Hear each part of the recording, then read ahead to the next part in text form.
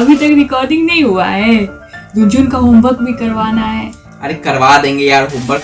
सारा प्रॉब्लम सारा काम ना रिकॉर्डिंग के समय ही आता है। क्या कर रहे हैं? अरे बेटा रिकॉर्डिंग कर रहे हैं, गेट बंद कर दे। कब से रिकॉर्डिंग कर रहे हैं, हमको खाना बनाना है, जाइए सामान लेके आइए। अरे यार बस मैं जय हिंद बोल के आ रहा हूँ, बस हो गया, कंप्लीट हो गया।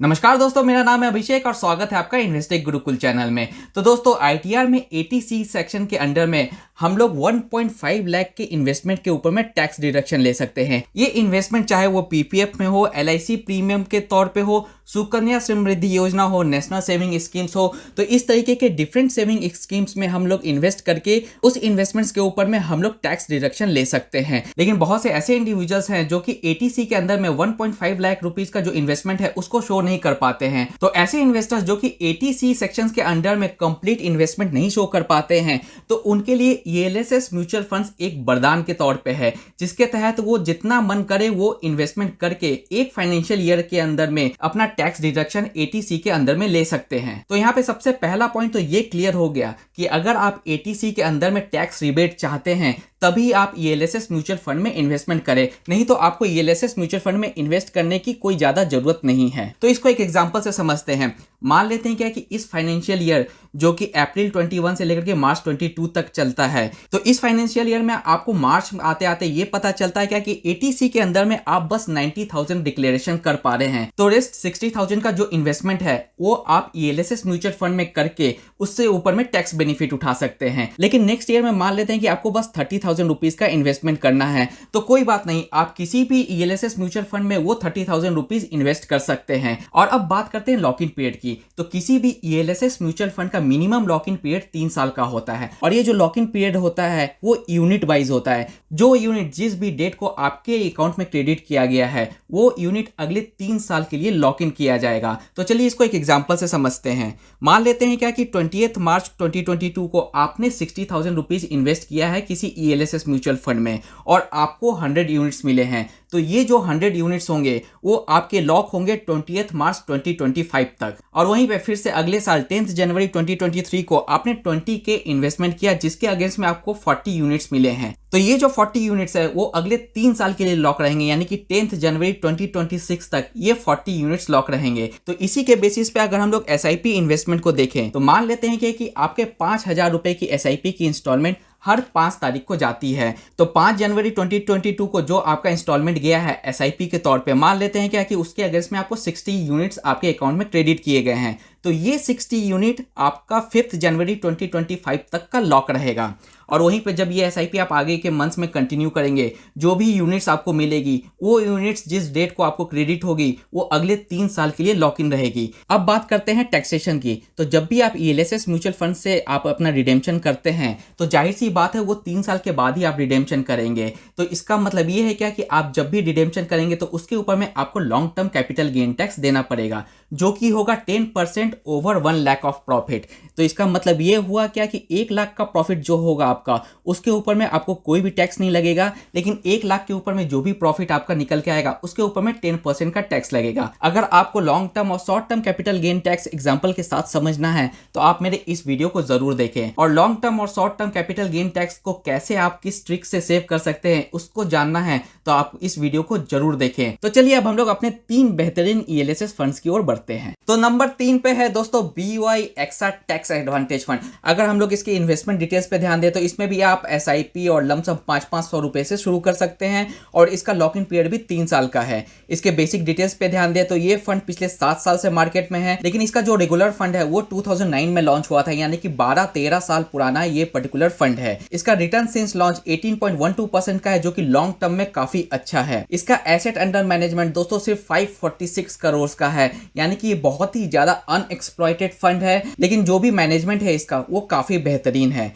इसका एक्सपेंस रेशियो 1.57% का है, जो कि थोड़ा सा ज्यादा है अपने कैटेगरी में, लेकिन इसके परफॉर्मेंस के बेसिस पे हम लोग कह सकते हैं क्या कि हम लोग इसको अफोर्ड कर सकते हैं। इसका रिस्क ग्रेड एवरेज है, यानी क्या कि इसने भी पास में काफी कंसिस्टेंट रिटर्न्स आपको निकाल के दिए हैं। जहां तक इसके सेक्टर एलोकेशन की बात करें तो इस फंड में भी आप देख सकते हैं कि फाइनेंस सेक्टर और टेक्नोलॉजी सेक्टर में इसका मैसिव इन्वेस्टमेंट है। इसके पोर्टफोलियो एग्रीगेट्स पे ध्यान दे तो आप यहाँ पे देख सकते हैं कि जाइंट और लार्ज में मिलाकर इसने 54% का इन्वेस्टमेंट किया है, और मिड कैप में अप्रॉक्स 40% का इन्वेस्टमेंट किया है। इससे हम लोग ये समझ सकते हैं क्या कि ये जो particular BOI Axa tax saver fund है ये एक्चुअल में लार्ज मिड कैप कैटेगरी का ELSS फंड है। और जहां तक इसके रिस्क मेजर्स की बात करें तो आप यहां पे देख सकते हैं कि इसका स्टैंडर्ड डेविएशन अपने कैटेगरी एवरेज से कम है, शार्प रेशियो अपने कैटेगरी एवरेज से बहुत ज्यादा है, बीटा अपने कैटेगरी एवरेज से कम है और अल्फा तो बहुत ज्यादा है अपने कैटेगरी एवरेज, जो कि बहुत ही अच्छे पैरामीटर्स है अगर हम लोग रिस्क फैक्टर को देखें तो। और जहां तक इसके रिटर्न्स की बात करें तो पिछले 1 साल में इसने 22% का, 3 साल में अप्रॉक्स 30% का,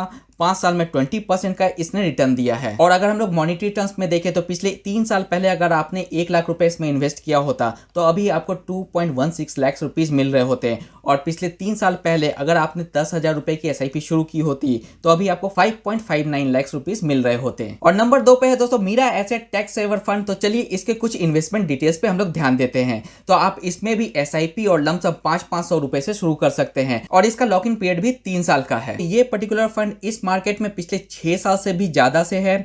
इसने रिटर्न सिंस लॉन्च 21.66% का दिया है, जो कि बहुत ही मैसिव है। इसका एसेट अंडर मैनेजमेंट 10,900 करोड़ का है, यानी कि बहुत से इंडियन इन्वेस्टर्स इस फंड में भी इन्वेस्टमेंट करके रखे हैं। इसका एक्सपेंस रेशियो 0.41% का है, जो कि काफी अच्छा है। अगर हम लोग इसका सेक्टर एलोकेशन देखेंगे तो हम एक बात यहाँ पे देख सकते हैं क्या कि इसका फाइनेंस में बहुत ही ज्यादा इन्वेस्टमेंट है। एक्चुअली 32% का इन्वेस्टमेंट इसका फाइनेंशियल सर्विसेज में है। इसके पोर्टफोलियो एग्रीगेट्स की बात करें तो आप यहाँ पे देख सकते हैं कि जाइंट और लार्ज कैप में मिला के इसका मोर देन 75% का इन्वेस्टमेंट जाइंट और लार्ज कैप में, यानी कि 75% से ज्यादा का इन्वेस्टमेंट इसका लार्ज कैप में है और मिड कैप में सिर्फ 17% का है। तो हम ये कह सकते हैं क्या कि ये ELSS कैटेगरी का लार्ज कैप फंड है। जैसा कि हमने देखा था कि BOI Axa tax advantage fund वो एक टाइप का मिड लार्ज कैटेगरी का ELSS फंड था, तो उसी के बेसिस पे हम कह सकते हैं क्या कि Mirae asset tax saver fund ये एक टाइप का लार्ज कैप कैटेगरी का ELSS म्यूचुअल फंड है। चलिए अब इसके रिटर्न्स पे ध्यान दें तो पिछले 1 साल में इसने 19% का रिटर्न दिया है, 3 साल में 25% का रिटर्न दिया है, 5 इयर्स में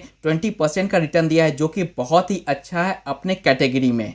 और जहां तक इसके रिस्क मेजर्स की बात करें तो स्टैंडर्ड डेविएशन भी अपने कैटेगरी एवरेज के आसपास का है, शार्प रेशियो अपने कैटेगरी एवरेज से ज़्यादा है, जो कि अच्छी बात है, बीटा भी 1 का है जो कि ऑलमोस्ट सही है, और अल्फा 4.58 का है जो कि अपने कैटेगरी एवरेज से बहुत ही ज़्यादा है। तो रिस्क वाइज हम कह सकते हैं क्या कि ये फंड अपने कैटेगरी में बहुत ही अच्छा एक पोजिशन बना के रखता है। और यहाँ पे रिटर्न्स की बात को अगर हम लोग मॉनिटरी टर्म्स में देखें तो अगर आपने 3 साल पहले 1 लाख रुपए इसमें इन्वेस्ट किया होता तो अभी आपको 1.97 लाख रुपीस मिल रहे होते, और 3 साल पहले आपने 10,000 रुपीस की मंथली SIP ओपन की होती तो अभी तक आपको 5.49 लाख रुपीस मिल रहे होते। और नंबर 1 पे है दोस्तों क्वांट टैक्स प्लान, जो कि बहुत ही बेहतरीन फंड है और ये फंड एक्चुअली में इस मार्केट में 22 ईयर्स से है। जी हाँ दोस्तों, इसका जो रेगुलर फंड है वो सन 2000 में लॉन्च हुआ। तो चलिए इसके कुछ बेसिक डिटेल्स पे ध्यान दें। तो इसमें आप इन्वेस्टमेंट 500 रुपए से शुरू कर सकते हैं, चाहे वो लमसम हो या SIP हो। इसका लॉक इन पीरियड भी 3 साल का है। इसका डायरेक्ट प्लान 2013 को लॉन्च हुआ था और रिटर्न सिंस लॉन्च इसने 21.76% का रिटर्न दिया है, जो कि बहुत ही अच्छा है। इसका एसेट अंडर मैनेजमेंट सिर्फ 789 करोड़ रुपीस का, जो कि कम है, लेकिन इनका जो ग्रोथ हो रहा है एसेट अंडर मैनेजमेंट का वो बहुत ज्यादा है। पिछले साल ये सिर्फ 100-200 करोड़ का हुआ करता था, लेकिन रिसेंटली क्वांट म्यूचुअल फंड्स के जितने भी प्लान्स हैं वो बहुत ही पॉपुलर हो रहे हैं। इसका एक्सपेंस रेशियो 0.57% का है, जो कि काफी अच्छा है। इसके सेक्टर एलोकेशन की बात करें जो कि काफी ज्यादा अट्रैक्टिव है, तो आप यहाँ पे देख सकते हैं इसने सर्विसेज में, कंस्ट्रक्शंस में, फाइनेंस में, FMCG में, मेटल्स में, सब में बहुत ही अच्छा इसने इन्वेस्टमेंट किया है। जैसा कि हमने BOI एक्सा में और मीरा एसेट में देखा था कि उनका जो झुकाव है वो फाइनेंस और टेक्नोलॉजी सेक्टर में सबसे ज़्यादा है। उसमें से भी फाइनेंस में उनका अप्रॉक्स 30% तक का इन्वेस्टमेंट है, जो कि मुझे काफ़ी ज़्यादा पसंद नहीं आता है। लेकिन इस पर्टिकुलर फंड का अगर हम लोग एक्सपोजर देखेंगे तो इनका एक्सपोजर डिफरेंट सेक्टर्स में भी है, जो कि काफ़ी अच्छी बात है। इसके पोर्टफोलियो एग्रीगेट्स की बात करें तो जाइंट और लार्ज कैप मिलाकर के इन्होंने 54% का इन्वेस्टमेंट किया है, मिड कैप में 20% का इन्वेस्टमेंट किया और स्मॉल कैप में 15% का इन्वेस्टमेंट किया है। तो हम ये कह सकते हैं क्या कि ये ELSS कैटेगरी का एक मल्टी कैप फंड है।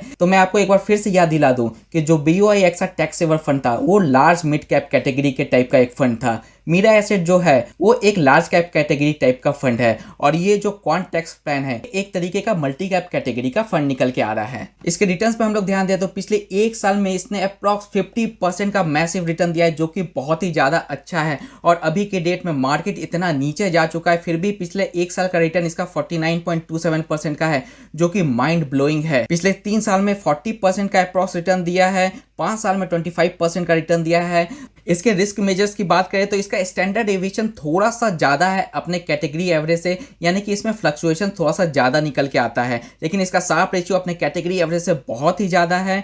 इसका जो बीटा है वो भी अपने कैटेगरी एवरेज के बराबर है और अल्फा तो अपने कैटेगरी एवरेज से बहुत ही ज़्यादा है, जो कि 15.42 का है। इसके रिटर्न्स को अगर हम लोग मॉनेटरी टर्म्स में देखें तो पिछले 3 साल पहले अगर आपने 1 लाख रुपए इसमें इन्वेस्ट किया होता तो अभी आपको 2.74 लाख रुपीज़ मिल रहे होते, और अगर आपने 10,000 रुपये की SIP शुरू की होती तो अभी आपको 7.08 लाख रुपीज़ मिल रहे होते, जो कि एक बेहतरीन रिटर्न है। तो दोस्तों ये थे मेरे 3 फेवरेट ELSS म्यूचुअल फंड्स। आशा करता हूँ आज का वीडियो आपको इन्फॉर्मेशनल और एजुकेशनल दोनों लगा होगा। इसी तरीके के वीडियोज़ के लिए हमारी टीम के साथ में जुड़े रहें। तब तक के लिए दोस्तों खुश रहें, स्वस्थ रहें एंड कीप इन्वेस्टिंग। जय हिंद।